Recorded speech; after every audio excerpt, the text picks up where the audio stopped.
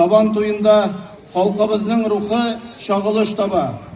Бу бәйрәм игенченең мул уңышка нигез салган тырыш хезмәт тантанасы. Чын күңелдән сезгә ныклы сәламәтлек, бәхет, иминлек һәм муллык телим.